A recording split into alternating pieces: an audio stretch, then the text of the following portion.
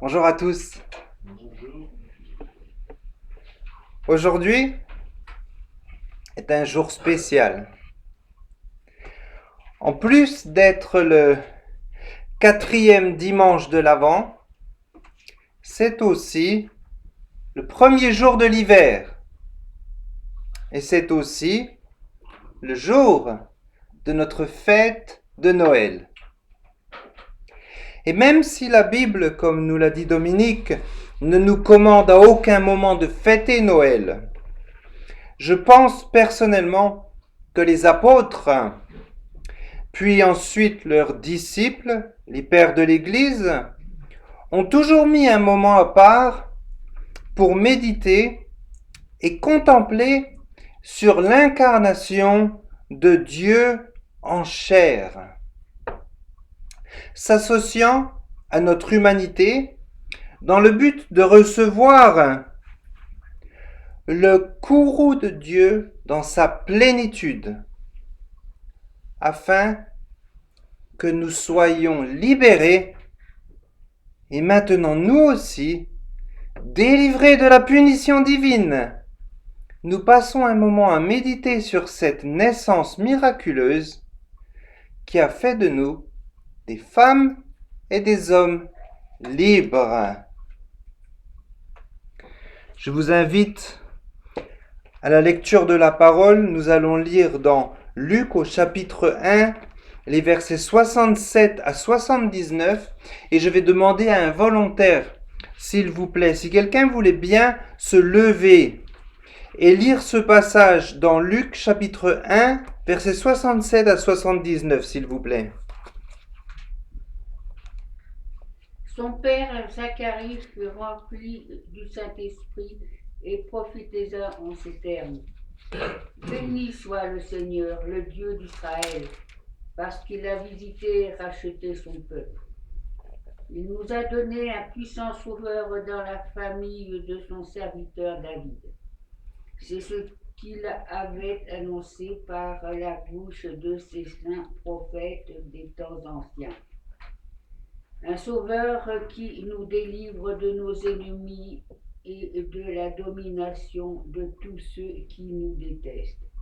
Ainsi, il manifeste sa bonté envers nos ancêtres et se souvient de sa sainte alliance, conformément au serment qu'il avait fait à Abraham, notre ancêtre. Il avait juré qu'après nous avoir délivrés de nos ennemis, il nous accorderait de le servir sans crainte, en marchant devant lui dans la sainteté et dans la justice tous les jours de notre vie.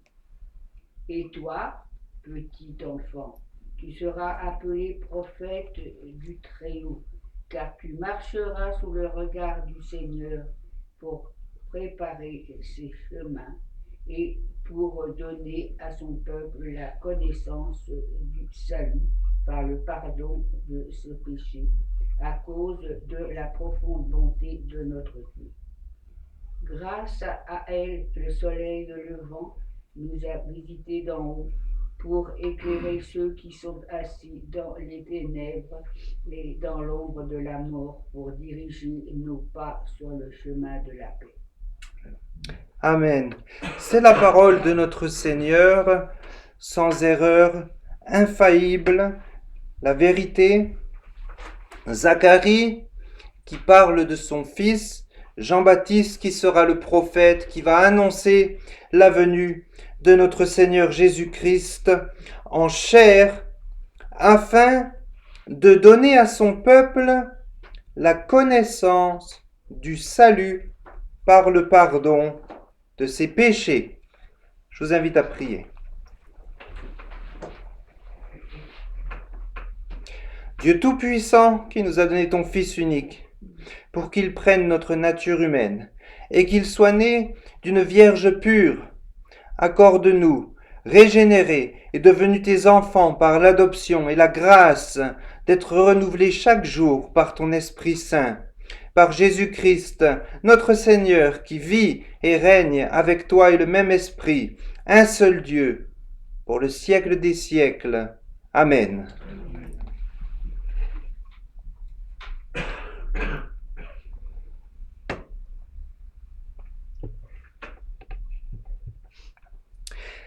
L'une des histoires les plus remarquables de Noël nous vient de l'un de ces moments les plus sombres de l'histoire moderne, la Première Guerre mondiale, qui ravagea un continent, laissant derrière elle destruction et débris. Le coût humain se chiffre en millions et nous laisse stupéfaits. Mais au cœur de ce conflit obscur surgit une histoire dont vous avez peut-être déjà entendu parler. La trêve de Noël de 1914. Sur le front occidental, seulement quelques mois après le début de la guerre, le spectacle était désolant de désolation. Mais, comme pour offrir aux combattants un jour de répit, une trêve fut déclarée. Le réveillon de Noël jusqu'au jour de Noël, ce qui n'est pas très long. Lorsque l'obscurité s'installa sur le front comme une couverture, le bruit des obus qui explosaient et le tac tac tac tac tac tac tac des mitraillettes s'estompa. De faibles chants de Noël, en français ou en anglais d'un côté et en allemand de l'autre, s'élevèrent pour remplir le silence de la nuit. Au matin, les soldats, d'abord avec hésitation, commencèrent à sortir du labyrinthe des tranchées pour fouler la terre redoutée et aride de ce que l'on appelle le no man's land, l'endroit où on ne peut pas aller, c'est trop dangereux. Et puis il y eut davantage de chants, des rations et des cigarettes furent échangées comme cadeaux, des photos de famille circulèrent, des ballons de football apparurent. Tout le long du front occidental, des soldats qui, quelques heures plus tôt, étaient encore engagés dans un combat mortel, se retrouvèrent face à face pour des parties de football. Pendant un jour bref, mais tout à fait remarquable, il y eut la paix sur la terre. Certains ont appelé la trêve de Noël de 1914 le miracle du front occidental. Désireux de publier des bonnes nouvelles, pour une fois, et ce n'était pas notre époque, le journal The Times de Londres relata les événements de la trêve de Noël. Et nous avons plus que cela. Les soldats consignèrent cette journée dans des lettres envoyées chez eux et dans leurs journaux intimes. Certaines de ces lignes parurent dans les journaux, tandis que d'autres restèrent inconnues jusqu'à ce que l'on les exhume plus tard. Et voici l'une de ces lignes tirée d'un journal d'un fantassin allemand. Les Anglais ont sorti un ballon de football des tranchées et très vite, une partie animée a commencé. Comme c'était merveilleusement étrange et pourtant extraordinaire. Les officiers anglais ressentaient la même chose. Ainsi, Noël, la fête de l'amour, parvint à réunir pour un temps des ennemis mortels en amis. Amis pour un temps. La fête de l'amour. Paix sur la terre. Voilà la signification de Noël. Mais malheureusement, ces célébrations, ces trêves ne durent pas. Après le jour de Noël, les ballons et les soldats retournèrent dans les tranchées, les chants de Noël s'estompèrent et la guerre reprit. Et même si la Première Guerre mondiale finit par s'achever, quelques décennies plus tard, les campagnes et les villes d'Europe redevinrent des champs de bataille, tout comme l'Afrique et le Pacifique pendant la Seconde Guerre mondiale. Des événements comme la trêve de Noël méritent d'être célébrés. Mais il leur manque quelque chose. Il leur manque la permanence. Une paix aussi éphémère est ce que nous trouvons souvent dans notre quête du véritable sens de Noël. Si nous cherchons une paix, un amour, une bienveillance ultime et permanente, nous devons regarder au-delà des échanges de cadeaux, de nos réunions familiales et de nos fêtes de bureau. Nous devons regarder nulle part ailleurs qu'une mangeoire. Nous devons tourner nos regards vers un bébé, né sans fanfare, sans pompe ni cérémonie, des parents pauvres en des temps désespérés. Joseph et Marie, et l'enfant Jésus d'ailleurs, furent de vraies figures historiques. Mais d'une certaine manière, Joseph et Marie nous dépassent. Ils transcendent leur époque et leur lieu particulier. Ils nous représentent tous. Nous sommes tous pauvres et nous vivons tous des temps désespérés. Certains d'entre nous sont simplement plus habiles que d'autres à le camoufler. Néanmoins, nous sommes tous pauvres et désespérés. Et nous avons tous besoin de la promesse contenue dans cet enfant. Nous avons besoin d'une issue à notre pauvreté d'âme et à l'état désespéré de notre condition humaine. Nous la trouvons, cet enfant, couché dans une mangeoire qui fut et qui est Jésus-Christ, le Messie promis depuis longtemps, la postérité, le Rédempteur, le Roi. La naissance de Jésus, il y a tant de siècles, fut peut-être une naissance un peu hors du commun. Même si, contrairement à ce que l'on pourrait croire, Jésus n'est pas né dans une grange, mais bien au rez-de-chaussée de la maison paternelle à Jérusalem. Rappelez-vous que Jérusalem était sa ville natale, la ville de sa famille. Maison dont la chambre haute, la chambre aménagée qui accueille les invités, la chambre où Jésus pria, la chambre où il prit la première Sainte Seine, était déjà pleine probablement par les anciens de la famille. Cela à cause du recensement. Le rez-de-chaussée était tout ce qui restait. Le rez-de-chaussée était souvent aménagé en mi-cuisine, mi-étable, pour garder la chaleur et ne pas se faire voler les quelques animaux que l'on possédait pendant des nuits parfois trop froides pour les laisser dehors. Tout le monde avait une chèvre, tout le monde avait des poules. Ils gardaient la chaleur dans les maisons et parfois on utilisait les excréments pour garder le feu. Ce qui est sûr. Et puis il y a les œufs et le lait, qui étaient très importants. Mais ce qui est sûr, c'est qu'à l'époque ancienne, les étables ne servaient habituellement pas de salle d'accouchement. Et les mangeoires, parce qu'il y avait des mangeoires, il y avait des vaches, les mangeoires ne faisaient pas office de berceau pour les nouveau-nés. C'était pas quelque chose à la mode à l'époque. Mais tout ça, ce sont des détails pour un autre discours. Car ce nouveau-né était tout à fait hors du commun, nous le savons. Bien sûr, à certains égards, il était parfaitement ordinaire. C'est un être humain, un bébé. Il avait faim, il avait soif, il se fatiguait. Il fatiguait sûrement sa maman. À sa naissance, il fut emmailloté, ce qui est l'équivalent ancien des pampers. Ça en dit long.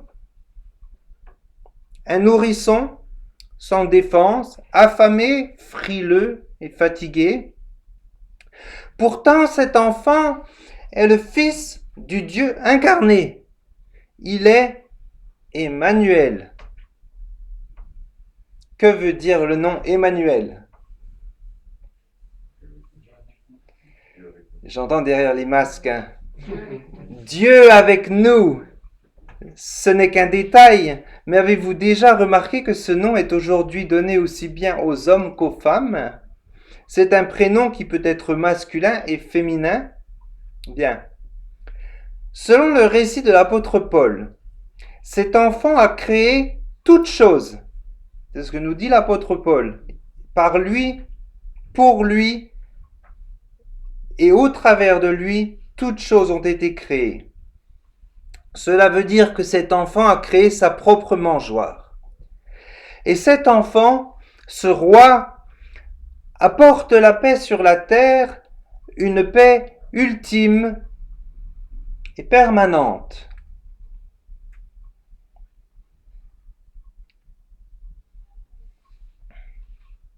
La nuit où Jésus naquit, il se produit quelque chose de spectaculaire.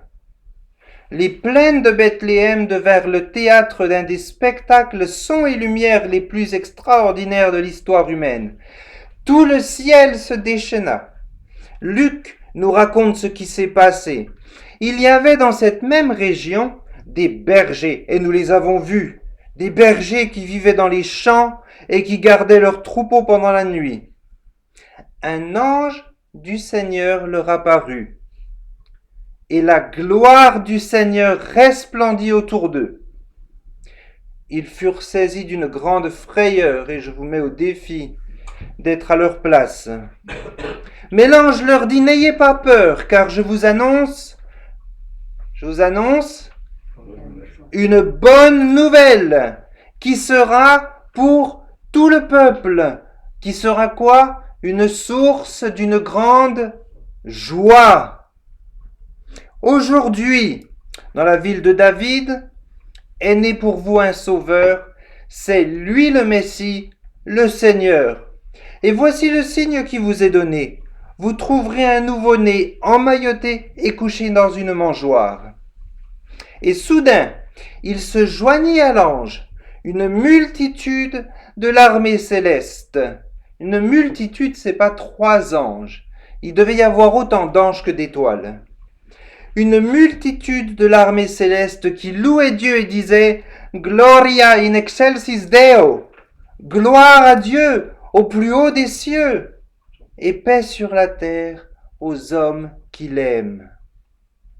Le messager angélique était entouré de la gloire de Dieu. Cette gloire resplendissait. Elle n'appartenait pas à l'ange lui-même. C'était la gloire de Dieu qui signifiait son mode d'être divin. C'était l'éclat divin qui enveloppait le messager céleste, une radiance divine visible.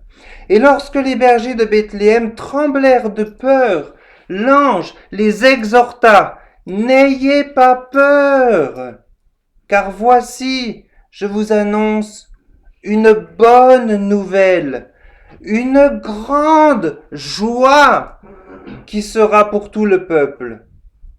Aujourd'hui, dans la ville de David, vous est né un Sauveur, réfléchissez à ce nom, Sauveur, qui est le Christ, loin, le Messie, le Seigneur. L'annonce divine n'est pas un oracle de jugement cette fois-ci, mais la déclaration d'un don. Et lorsque l'on fait des cadeaux à Noël, la tradition vient des rois mages, les cadeaux de Noël. Mais la tradition vient aussi du cadeau que Dieu nous a fait le jour de Noël. Le roi nouveau est né pour nous. Nous l'avons dit, et chacun d'entre nous le sait et le ressent au plus profond de son être. Chaque être humain aspire à un sauveur. Nous cherchons tous quelqu'un ou quelque chose qui résoudra nos problèmes, apaisera notre douleur ou nous accordera le but le plus insaisissable de tous, le bonheur. de la quête du succès professionnel, à la recherche du compagnon ou de l'ami parfait, nous poursuivons cette recherche. Même dans notre passion, par exemple, pour le sport, nous manifestons un espoir en un sauveur. À la fin d'une saison sportive, où il y a bien plus de perdants que de gagnants d'ailleurs, on entend le cri venant des villes des pays perdants. Attendez l'année prochaine! Et puis arrivent les nouvelles recrues, et les supporters placent tous leurs espoirs et leurs rêves sur le ou les nouveaux venus qui apporteront la gloire à l'équipe. Cet espoir peut être mis dans cette nouvelle recrue, ou à ce nouveau joueur que l'équipe vient d'acheter. Mais cet espoir peut aussi être mis dans autre chose, dans la nouvelle machine de l'entreprise qui peut faire des miracles, par exemple, ou bien le nouveau programme dans l'ordinateur qui travaille à notre place, ou dans un nouveau travail, bien sûr. Les jeunes mettent leurs espoirs dans un chanteur, en s'habillant et se tatouant comme lui, ou un acteur charismatique que l'on imite, ou encore l'attente de la nouvelle qui arrivera dans le courrier de demain. Nous avons tous nos idoles, des personnes, des événements ou des attentes diverses, investissant dans ces idoles un espoir bien plus grand que ce qu'aucune créature ne peut réellement offrir. L'éclat de lumière qui inonda les champs de Bethléem annonça l'avènement d'un sauveur capable d'accomplir cette tâche. Et nous remarquons que le sauveur nouveau-né est également appelé Christ le Seigneur. Pour les bergers stupéfaits, ces titres étaient chargés de sens, bien sûr. Ce sauveur est le Christ qui veut dire le Messie, tant attendu d'Israël. Chaque juif se souvenait de la promesse de Dieu selon laquelle un jour le Messie, loin du Seigneur, viendrait délivrer Israël, et Zacharie le reconnaît dans son chant. Ce sauveur Messie est aussi Seigneur. Il ne se contentera pas de sauver son peuple, mais il en sera le roi, le souverain.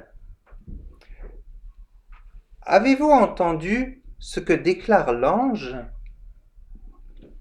L'ange déclare que ce Messie, ce puissant Seigneur, ce Sauveur que nous attendons tous, chaque jour de misère, à chaque nouvelle à la télévision des informations qui nous accablent de détresse, et pour chaque blessure qui est faite à notre cœur, un Sauveur nous est né. Un Sauveur qui nous délivre de nos ennemis et de la main de ceux qui nous haïssent. Ma Bible dit grâce aux entrailles de la miséricorde de Dieu, s'écria Zacharie, en vertu de laquelle le soleil levant nous a visités d'en haut pour éclairer ceux qui sont assis dans les ténèbres et dans l'ombre de la mort. Qui est assis dans l'ombre de la mort? Croyez-vous que vous allez vivre pour toujours? Ceux qui sont assis dans l'ombre de la mort, pour diriger nos pas dans le chemin de la paix. Car ce que déclare cet ange, réellement, est que ce Sauveur est pour vous. Ce Sauveur est pour nous. L'annonce divine est la déclaration d'un don qui est fait pour nous, à nous aujourd'hui. Le roi nouveau est né, ce roi est né, et il est né pour nous. Nous sommes aujourd'hui le premier jour de l'hiver. Techniquement, ce jour correspond dans l'hémisphère nord où nous nous trouvons. Ce jour correspond au solstice d'hiver. C'est-à-dire qu'à partir d'aujourd'hui, les jours vont commencer à se rallonger progressivement. Symboliquement, notre fête de Noël correspond au jour de l'année où petit à petit, la nuit va reculer et les ténèbres vont commencer à se dissiper. Les soirées vont devenir plus longues, plus claires, et les matins plus ensoleillés. Pour ceux qui se lèvent tôt, la clarté va commencer à devancer notre routine.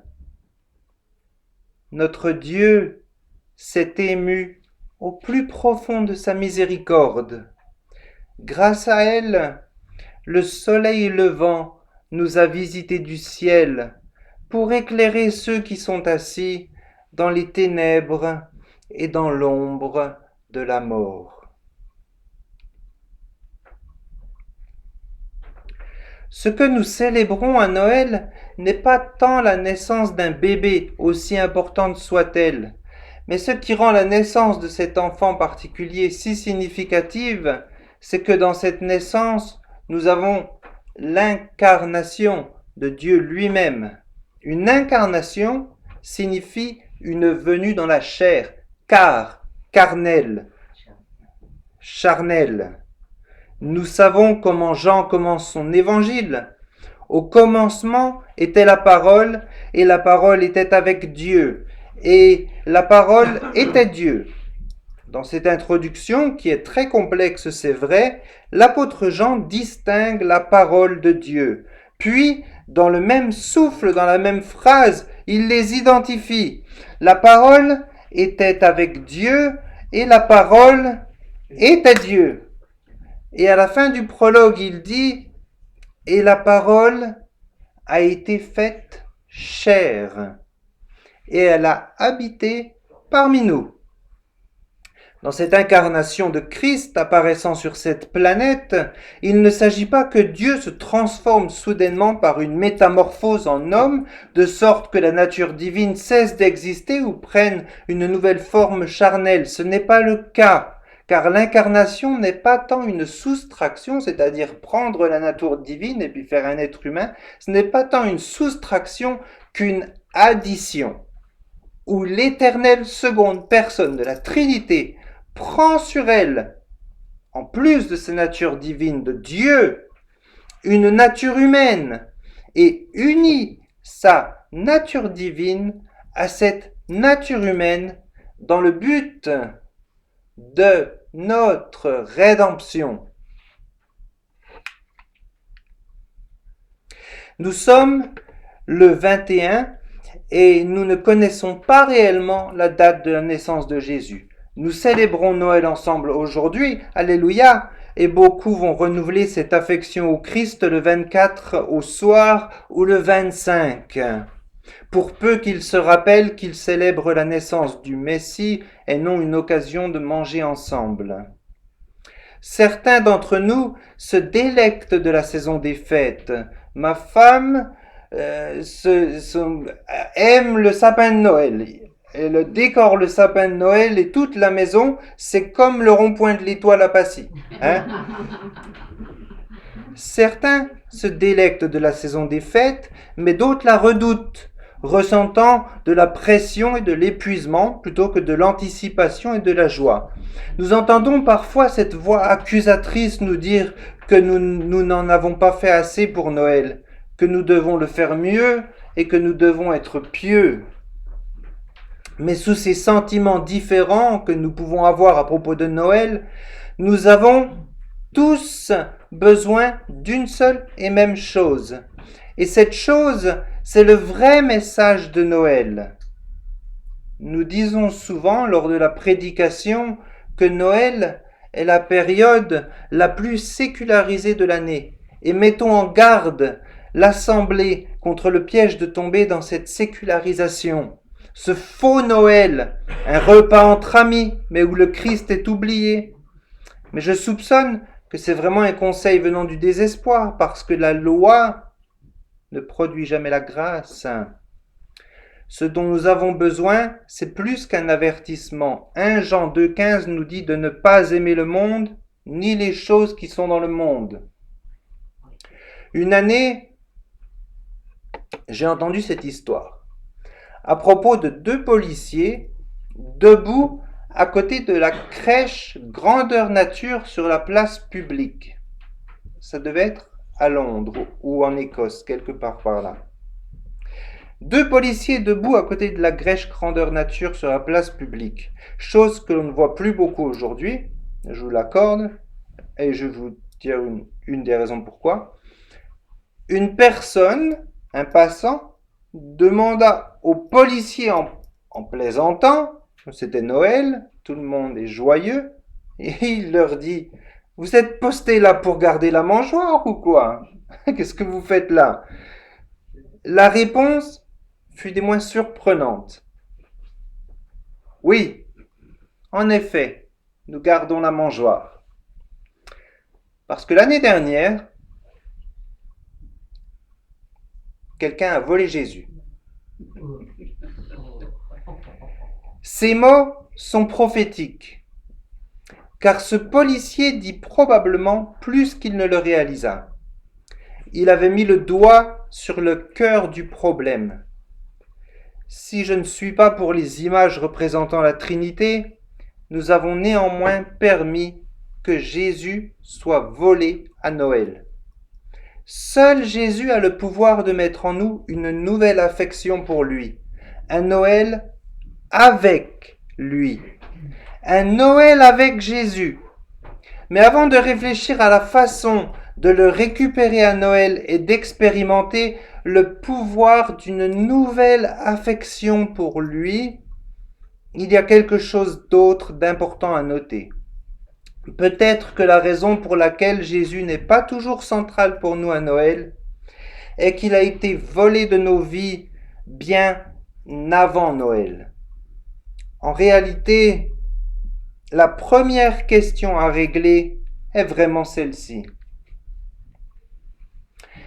Jésus est-il central dans ma vie au quotidien pendant le reste de l'année?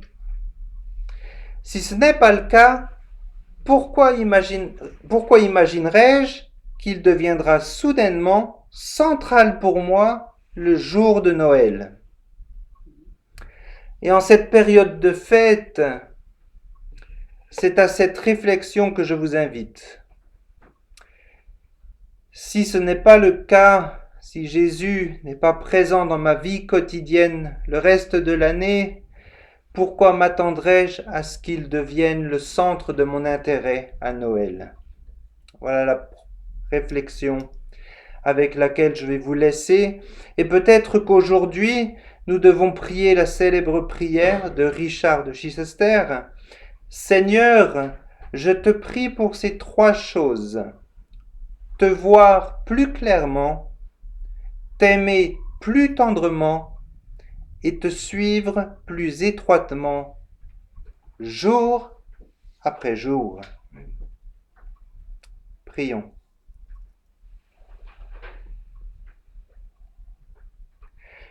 Seigneur éternel, te rendons grâce de ce que, pour nous racheter, tu as envoyé ton Fils unique en ce monde, prenant notre nature humaine, afin qu'il nous délivrât de la malédiction éternelle. Nous te prions pour cette grande miséricorde et que nous soyons renouvelés par ton esprit pour marcher en ta crainte et obéissance, attendant la pleine révélation de ta gloire en Jésus-Christ notre Sauveur. Amen. Amen. Chantons ensemble le chant des messagers. Écoutez le chant des anges.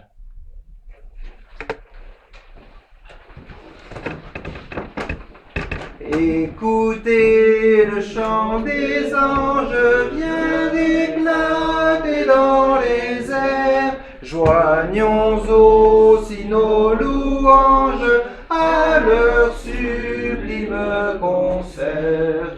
Gloire à Dieu, paix sur la terre, aujourd'hui le Christ est né. Jésus s'est fait notre frère, un sauveur nous est donné. Jésus s'est fait notre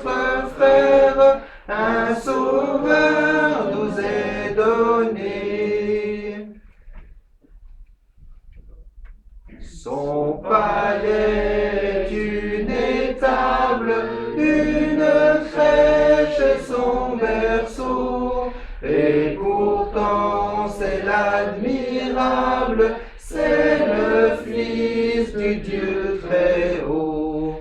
Il vient à nous débonnaires et de grâce couronner. Jésus c'est notre frère, un sauveur nous est donné. Jésus c'est notre frère, un sauveur nous est donné.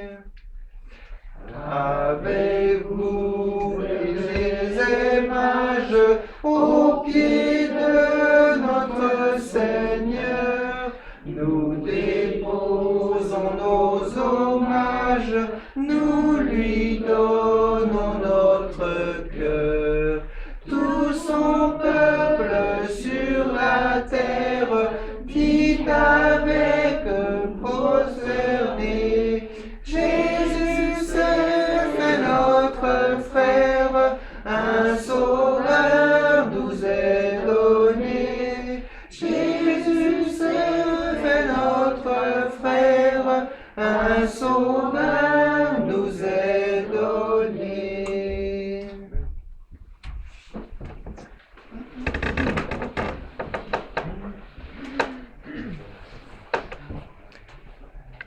Un sauveur nous est donné.